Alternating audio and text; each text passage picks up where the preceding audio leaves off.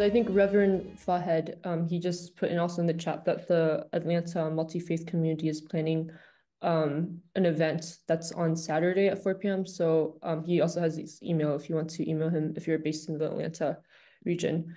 But I'm getting a text from the Kumi Steering Committee, and they haven't been in contact with Yakub yet, so we don't know if he's joining. So I think that we're going to just transition this Kumi session today. So apologize for the inconvenience, guys, but we'll transition today on action, sharing action, and then we can share specifically with what we have for this week. And so we can just have like a focus session together.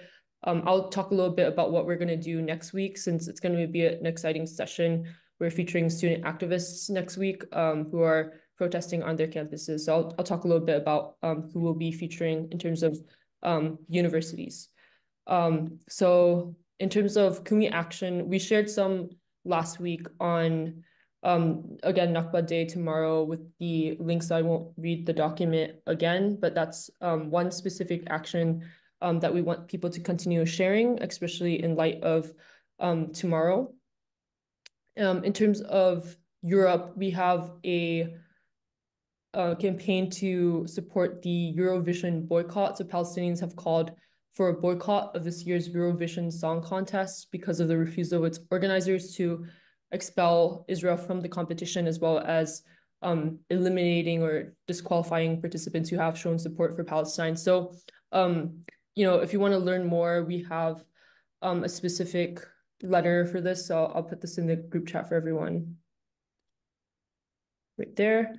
And if you're in the US, we need to continue looking and opposing US funding of Israel's military, especially with the Rafah invasion. So we ask you guys to continue calling your representatives. And then on Saturday, the US House of Representatives passed a bill which will allocate more, $17 billion in military supplies to Israel, along with $9 billion pledged for humanitarian support, and then also the prohibition of US funds to UNRWA. So please use this link to check, how your representative voted on this bill, and then write a letter either thanking them or urging them to stop funding. So let me send that as well.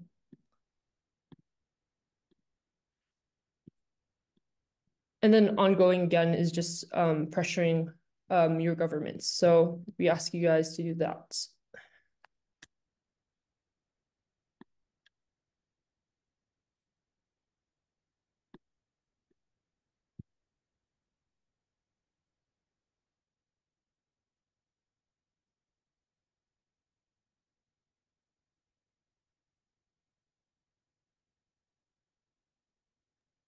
We have jumped into the session mentioning Nakba Day, assuming everyone is familiar with it, which may very well be a correct assumption. But for those who maybe are wondering exactly where we're coming from, I will just take a moment to read from the Kairos Palestine call for global action and solidarity on Nakba Day. So that is May 15th.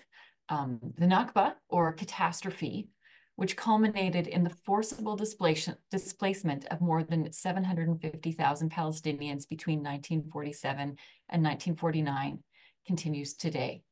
During the Nakba, 90,000 Palestinian Christians were forcibly displaced. The ethnic cleansing of Palestinian Christian communities involved multiple documented cases of massacres and the desecration of various churches. You can see the Kairos Palestine and Badil Center's 2023 joint publication, Palestinian Christians and the Forcible Displacement and Dispossession Continues. You can find that link on the website to find more information about what happened there. Carla, Today, Nakba, yes. Oh, Yakub is here finally, so we're good. Oh, Yakub is here. Okay, I'll just finish this sentence for context for people, and then we'll join in with Yakub. Today, Nakba has never been more evident in Gaza and the West Bank. The world has watched as the Greek Orthodox Church in Gaza, which is housing 900 Palestinian Christians, is being bombed, and Christians are killed and displaced. So Kairos Palestine calls churches, the international community, and civil society groups and unions to global action and solidarity. So that's for tomorrow. We've talked about that a little bit. Now we welcome Yaqub to join us. So thank you all for coming. Thank you for bearing with a bit of a rocky start today. Our presenter today is Yaqub, who will be talking, Yaqub Oder will be talking about the village of Lifta. The first part of our meeting, or where we are now, starting from where we are, will be dedicated to hearing from our guest. And we remind you, this is being recorded as we discussed, so keep your cameras off if you do not wish your image to appear, as this is shared online after the fact. Yaqub, we will now turn this over to you.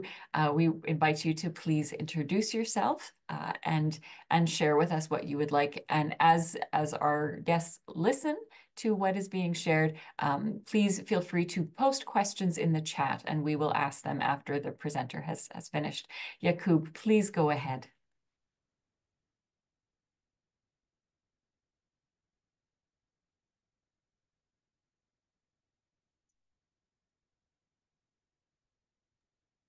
Yaqub, I think you're muted. Are you able to unmute? I am Yaqub Oder from Lifta village.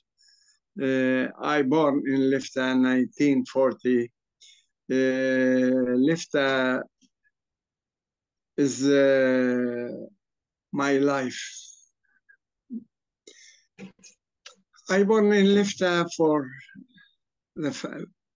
a family working in its land. I was living close to the water spring.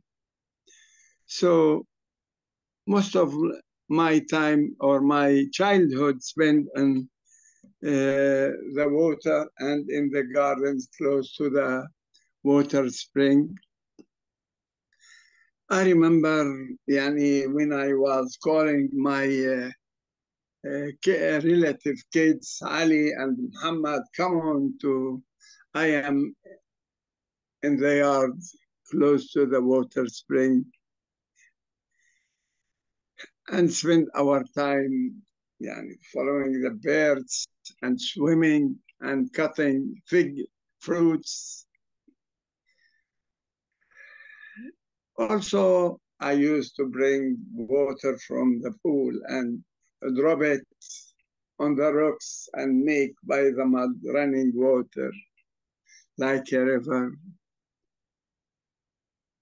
I remember I was spent time with my sister, with boys and girls in our neighborhood.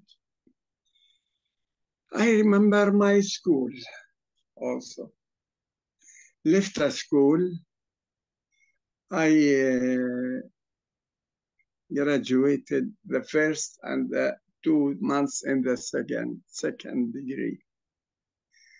Our classroom was in the lower part of the school. I remember our teachers, Muhammad Rabia, Yusuf Siam. I remember with the bell rang, we jumped from our desks outside to arrive our home, running, jumping from rock to rock between the olive trees. I remember the festival that our school made. Our father took all the family. I went with him to watch the sport festival. I remember my mother when she go to Taboon, to the bakery to prepare our bread. I go with her, catching her heritage dress when I was 3-4 years, and made for me small cake. And when I was 5-6 years old, I remember when my mother left the bakery, Taboon, and with an ashtray on her head full of bread, tabbouleh bread. But which bread is this so delicious to eat? Tabbouleh bread and zayt, olive oil and za'atar. I'll never forget those days. Still alive in my mind. That was so beautiful life. This is the beautiful life I live. This is the page of my beautiful life. Now, after a time, we began to hear shooting towards the village. So sometimes my mother and father don't let me go to school. And we find places far from the fire to play. I remember one time my mother was preparing the fire to feed our room, and the Zionist armed gangs began to shoot everywhere. So my small brother, we were in the yard in front of the house, was crying, Mama, they shoot us, they shoot us, they shoot. Our mother took us inside the room in a corner under a table to protect us. I remember that. I remember also, these are the events of the war, the miserable conditions in our life in Lifta. I remember one day we was sitting on the balcony, the balcony of our home.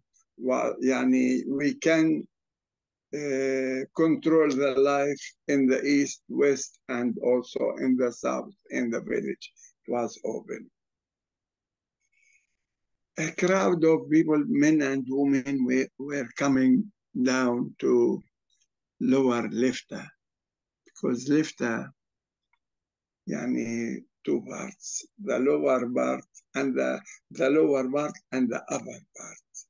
I was in the upper part, in the lower part, in the root of the village.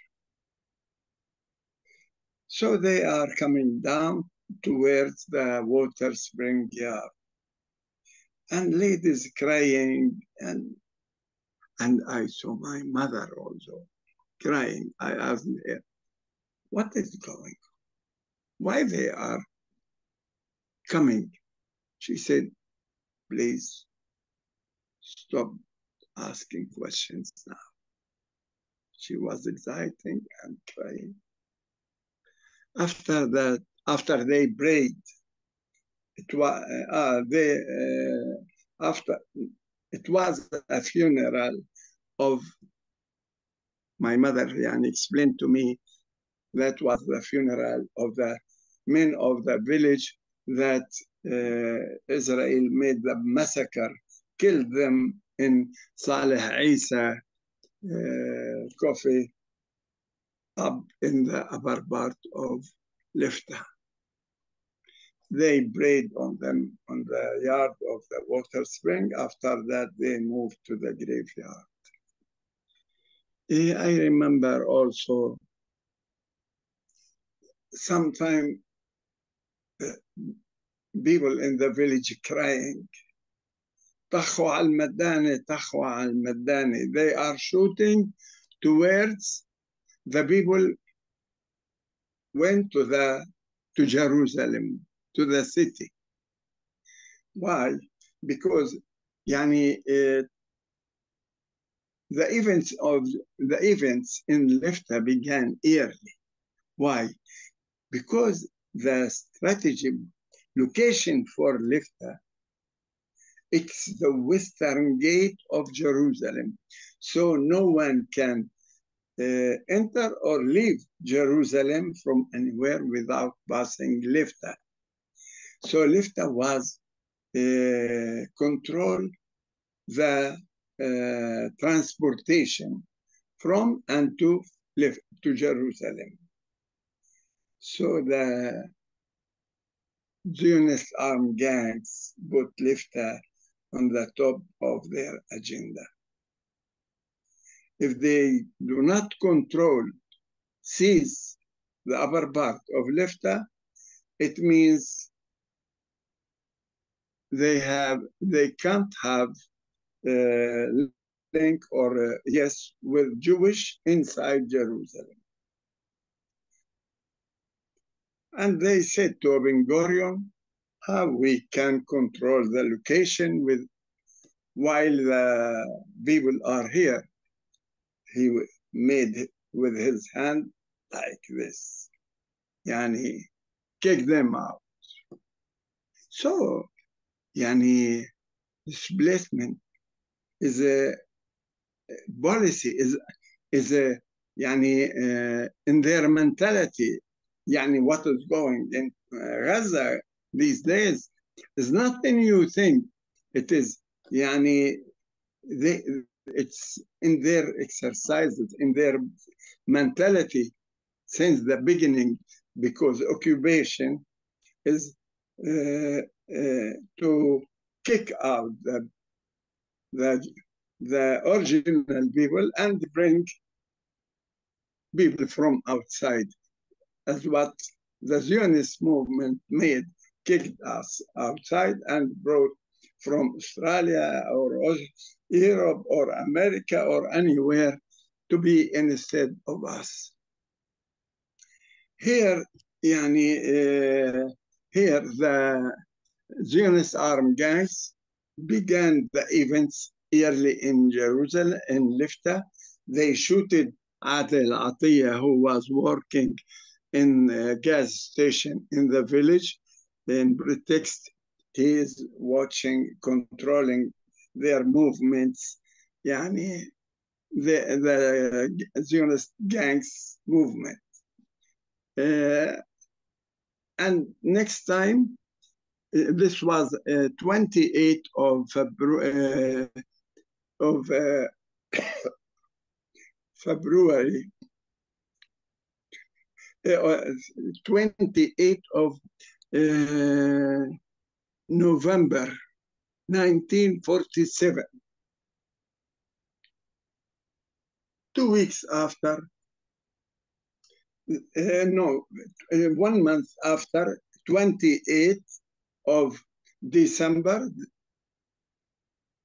1947, they attacked the Beit Coffee and the Zionist armed gangs and killed 6 of the villagemen and injured other 7. So we consider this the massacre that the Zionist armed gangs made in our village.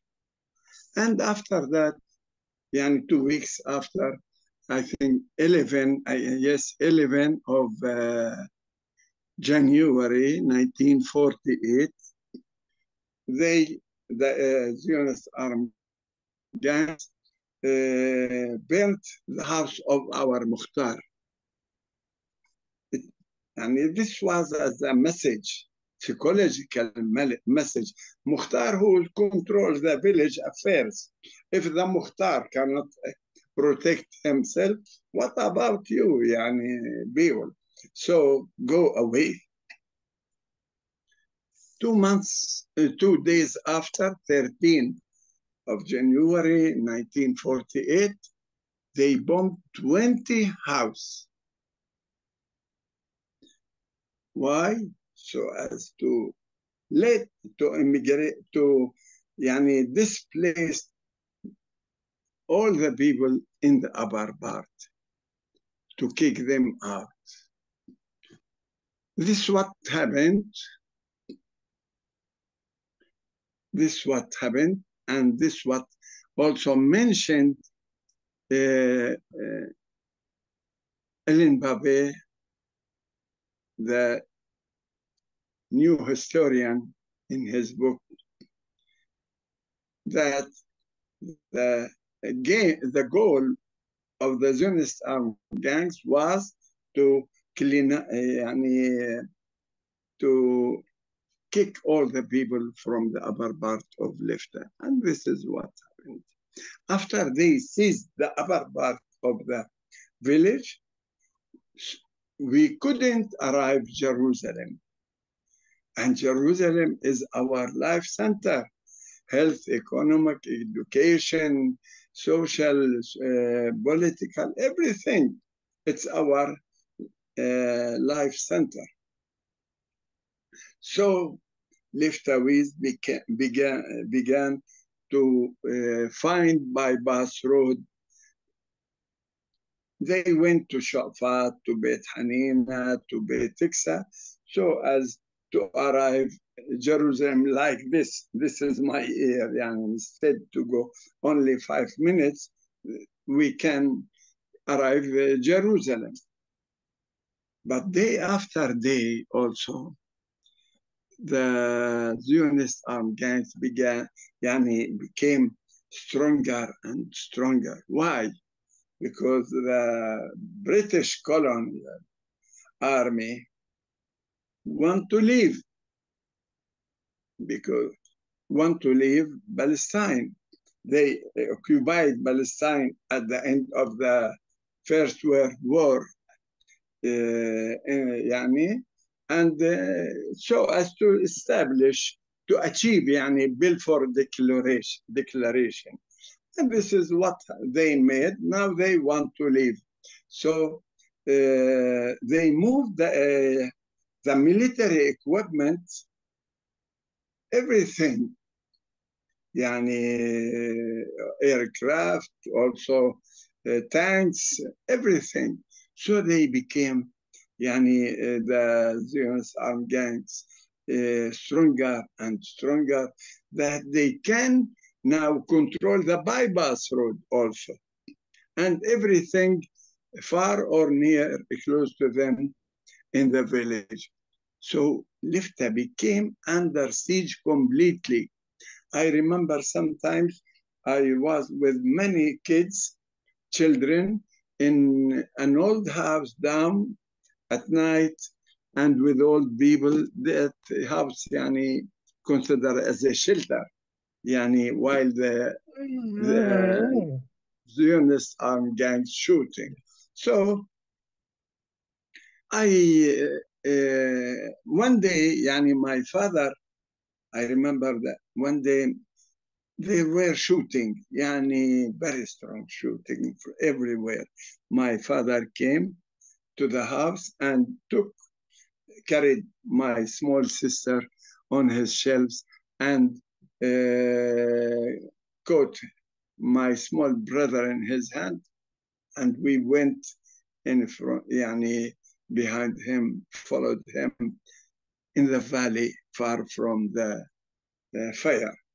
But at the end, we began to climb the hill to go to Jerusalem-Jaffa road. They shooted my father, and 2 bullets in his heritage dress, Kombaz, but he didn't injure. We continued, and we arrived the road, the street, that we find there a truck, and in the back of the truck there were 4 families, children, boys and girls, and some of ladies. We became the 5th family. All of them were our relatives. And my father left us and returned back home. He remained in the village till the Deir Yassin massacre.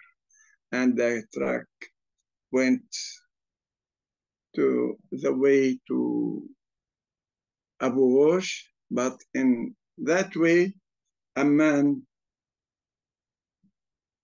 forbid the truck to pass. Why? He said, yesterday, in Maleh Hamisha, and this is a colonial settlement, they killed the driver of a truck in front of his family. So you will not pass. We changed our road to Latron, يعني أمواس, Yalo, Beit Nuba, then to Ramallah El-Bira. After 1 hour, we left our home only with our clothes. We have nothing because we are coming back when they stopped shooting. And after 1 hour, we became under a tree. Every family took a tree, a shelter under a tree, carob tree, because it has leaves. We were at the end of winter, and beginning of autumn. I think it was March, or a beginning of March. Okay, we want to eat. We have no food. Our food, our clothes at home in Lifta. So we were many in El-Bira, many in our condition, many refugees. We began to knock doors, asking food. 2 days after, we are asking for dress. And you can imagine, we were kings in our home. Everything we need, we have from our land, fruits, seeds, vegetables, from animals, meat, milk and eggs, everything. That time our life was so simple. We do not need a car, nor a computer, nor laptop, nor all these things. So we were in miserable life. Weeks after, many refugees came to Ramallah from Lod and Ramallah and villages, Lod and Ramla, and some of them from Jaffa to El-Bira. So the life was so bad, more and more. The leaves of the trees, they ate the leaves of the trees. They have no home, they have no food, no dress, everything. We were bare under the sky. We lost our school. I remember, my mother sent to a school. I think its name in down in Old Ramallah. Its name was the God Church. They gave us a meal a day every day. After days, I found myself in other school, in friends' school, playground under big tree and on the grass. Yeah, and maybe after 15, no, unless, after maybe 6, 7 months, my father said, Lifta close more to Jerusalem. We should move to Jerusalem to be close to Lifta. He was suffering from asthma, breath asthma, and also his stomach, nervous stomach, refused the food.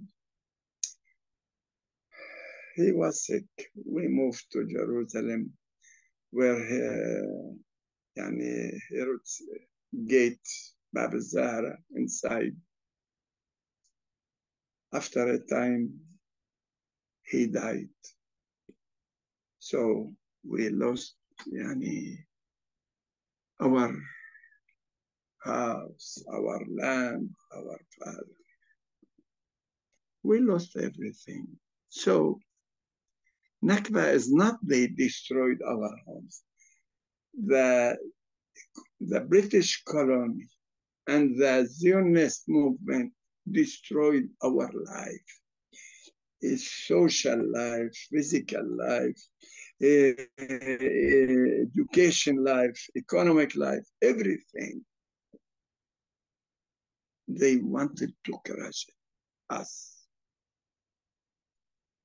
This is the second page of my memory. I said the first is the beautiful life I lived there in Lifta, and this is the second page of my life. So I think this memory grew with me. So I dreamed to go back home. This pushed me to involve in politics life yearly, so as to go home. So national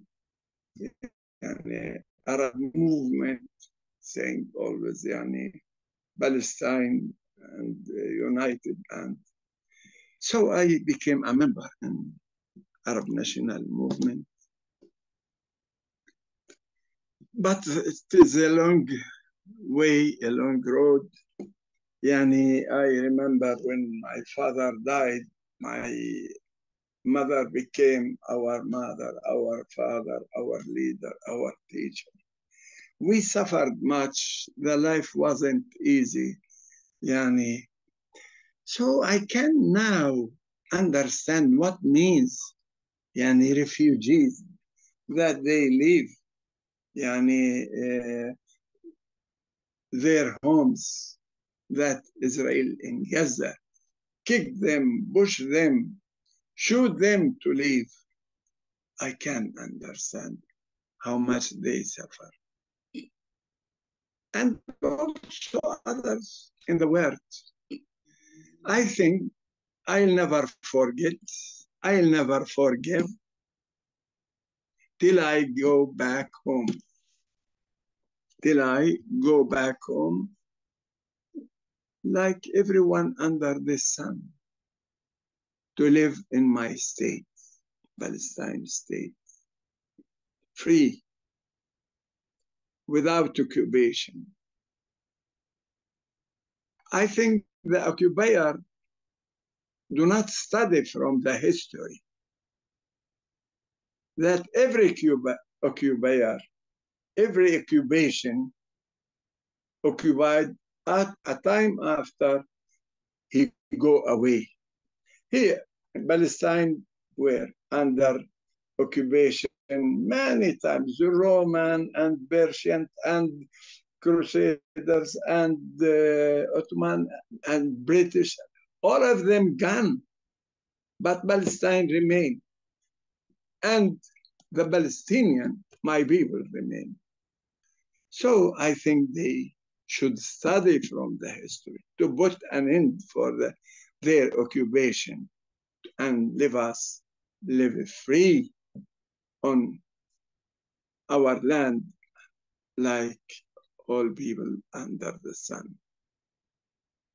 No time the occupation by himself, okay, but the time will come, and I think, as I believe the sun sit down and it will rise again, I believe that we will go back home and live free in our home, in our state, in our land, all of us, Palestinian in Palestine.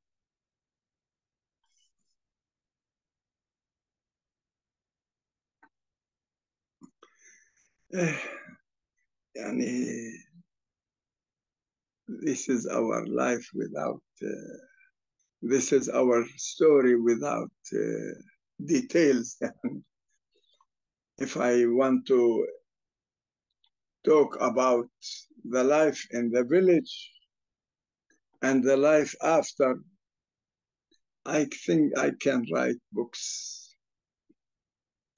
But now the world, as I see the student in Europe, in America, our story, our narrative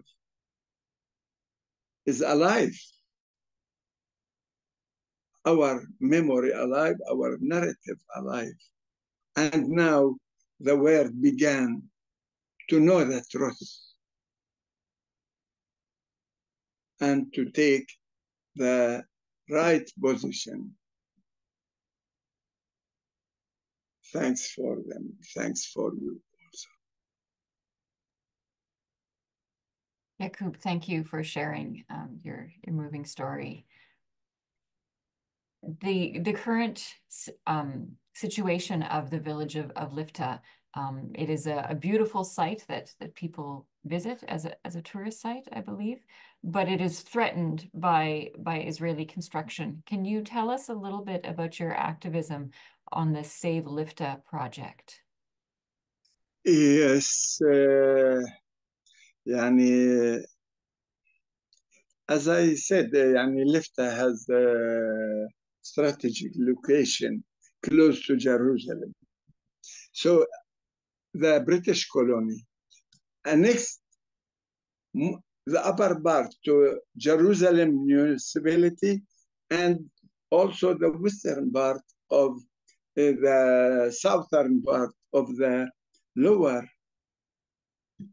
Lifta to the municipality 1923. Also, the Israel annexed all Lifta to Jerusalem 1953 and brought many of the Eastern Jewish to Lifta to live instead of us. More than 300 Eastern families, Jewish, from Kurdish, from Iraq, Persian, from Iraq, Egypt, Yemen, were living instead in our houses till 1964-65. Now the Israel occupied what remained from Lifta land. Lifta land from Mevaseret, Calonia, to Wadi al-Juz, Mount Olive in East Jerusalem, so large. 1996, 98, Sharon was infrastructure. He asked a plan to build in Lifta. He asked a plan. They made a plan and published it in newspapers 2004 to establish, to build a colony, to change Lifta for a Jewish sort, colonial, Israel settlement. 259 and house units and a hotel and a mall and a museum and what they need also. This plan has a number 6036 and we were against. We went according to the Israeli procedures. In this situation, we went to the local committee, to the district committee. They said, okay, we were right. Here was a graveyard, and there was a mosque, not holy place. Okay. In 2010,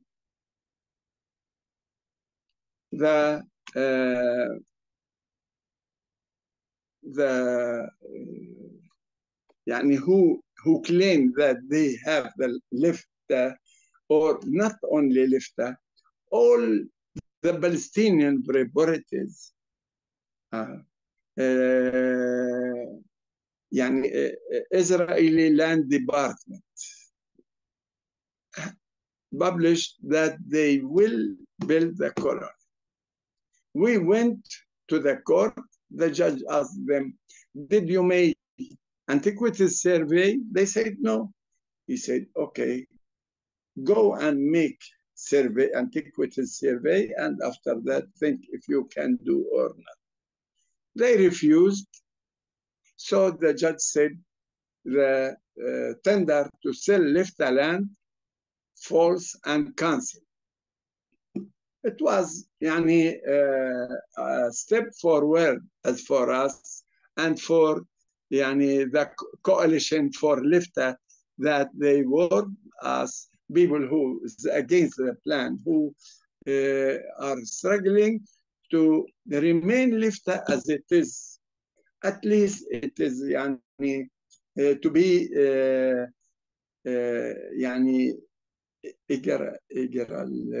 eyewitness for what happened in the Nakba, what happened in 1948. Also, Israel has other plan, 8,858, to build 2,000 house units on Lifta land, Betiksa, and Bitsurik. We protested, but no one heard. As what we made 1968, we protested when they began to build Ramot colony. And we signed a protest to the Prime Minister and to the court. The court said, oh, okay, it is a land state. Yesterday they theft the land and today it is land state. So we are struggling with the coalition so as Lifta remain as open antiquities, museum or garden, and also as a natural reserve. The mayor before the municipality, the last before Leon, was with destroying Lifta with the plan. But this one, after he went with the coalition and they explained with him and what he heard about the the antiquities survey that Israeli Land Department obliged to do between 1913 1916. And they said, after, the result of the antiquities survey, they said, we found Lifta contain 10 levels, 10 antiquities, historical levels. We found in Lifta 6 olive presses. We found 4,500 meters square building under the ground. We found a word that we didn't knew before. So we think as the antiquities survey, Lifta is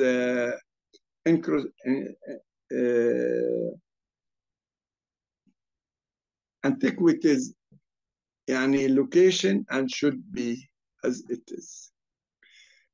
This is by this the head of the municipality. Still, he said, we will not give license to build in Lifta. And he she filled the road to Lifta and cleaned it. And still, يعني, the houses standing up. But as for us, يعني, coalition and Liftawiz has an alternative plan, يعني, to strengthen the building, to clean the building, because there are many trees in the buildings. And this, يعني, threat the buildings. So we need to strengthen these buildings, these walls, these things, so as not to fall down, and also to bear, يعني, or clean the roads inside, so as the people can move easily than now. Also, يعني, we asked, يعني, UNESCO to register Lifta in its registration to protect it.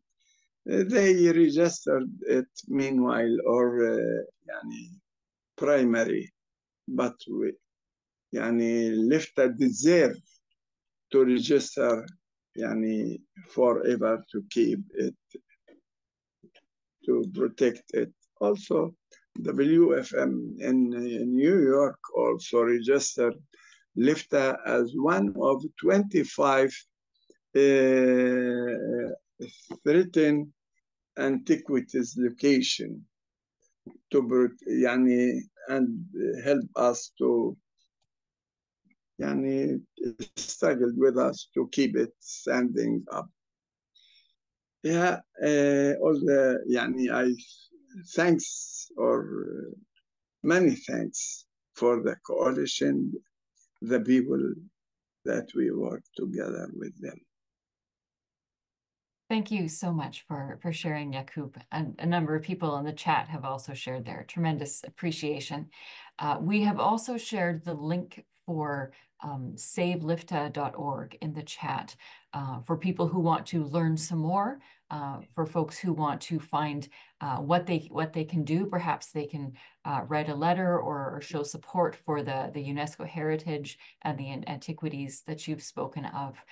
We're coming to the top of the hour, so we're going to wrap up this session. Yaqub, is there anything else you'd like to share with us before we close? I want to say the coalition, I mean Save Lifta coalition.